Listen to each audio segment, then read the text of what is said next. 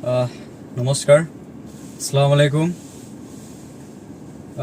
আজি এই ভিডিঅ' বনোৱাৰ উদ্দেশ্য হ'ল যোৱা কেইদিনমান ধৰি দেখি আছোঁ সামাজিক মাধ্যমত যি ভুল ব্যাখ্যা আমাৰ BTR-বাসীক দি অহা হৈছে, ইয়াৰ এই ভিজন ডকুমেণ্ট মুছলিমৰ যি আমাৰ vision document BTR chief Pramod Boro ডাঙৰীয়াৰ নেতৃত্বত যি ভিজন ডকুমেণ্ট বনোৱা হৈছে, এই ভিজন ডকুমেণ্টত আমাৰ উত্তৰ পূৰ্বাঞ্চল সংখ্যালঘু ছাত্ৰ সন্থা চমুকৈ নেমচই এটা মেমৰেণ্ডাম দিছিলে।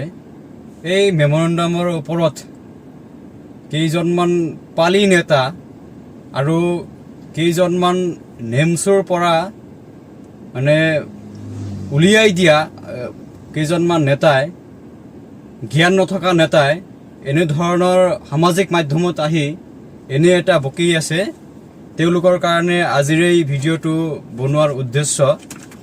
চাওক, আজি আমাৰ উত্তৰ পূৰ্বাঞ্চল সংখ্যালঘু ছাত্ৰ সন্থা চমুকৈ নেমচই BTR চিফ প্ৰমোদ বড়ো ডাঙৰীয়ালৈ এখন মেমৰেণ্ডাম দিছিলে। সেই মেমৰেণ্ডামত যি আমাৰ দাবীসমূহ উত্থাপন কৰা হৈছে, এই দাবীসমূহ অকল কেন্দ্ৰীয় সমিতিৰ সভাপতি বদৰুল ইছলাম ডাঙৰীয়াৰ দাবী নেকি? এয়া আমাৰ BTR-ৰ সমূহ মাইনৰিটি মুছলমানসকলৰ দাবী। আজি চাওক, মেমৰেণ্ডামত যদি দিয়া আছে যে আমাৰ যি মাটি বাৰীৰ সমস্যা, এই সমস্যা সমাধান কৰিব লাগে, এই দাবী আমি লিখিতভাৱে দিয়াটো আমাৰ ভুল নেকি? কেইজনমানে সামাজিক মাধ্যমত আহি বকি আছে যে অইন দল সংগঠনে মেমৰেণ্ডাম দিয়া নাই, আমাৰ নেমচুৰ ফালৰ পৰা দিয়া হৈছে। নেমচুৱে বোলে প্ৰমোদ বড়োৰ নেতৃত্বত নেমচু চলে, এনেধৰণৰ মন্তব্য তেওঁলোকে দি আছে। তেওঁলোকক ক'ব বিচাৰিছোঁ, আপোনালোকে বা আমি সকলো দল সংগঠনে জাতিৰ কাৰণে কাম কৰিবলৈ ওলাই আহিছোঁ, জাতিৰ হকে মাত মাতি আহিছোঁ। এই ক্ষেত্ৰত আমি যদি লিখিতভাৱে এখনি মেমৰেণ্ডাম দিছোঁ, ইয়াত কি ভুল আছে আপোনালোকে চাওক।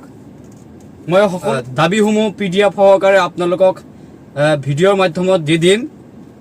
চাওক, আমাৰ যি প্ৰথম দাবী আছিলে, সেই দাবীটো হ'ল ensuring the land, language and cultural rights of citizens, অৰ্থাৎ নাগৰিকৰ ভূমি, ভাষা আৰু সাংস্কৃতিক অধিকাৰ সুনিশ্চিত কৰা।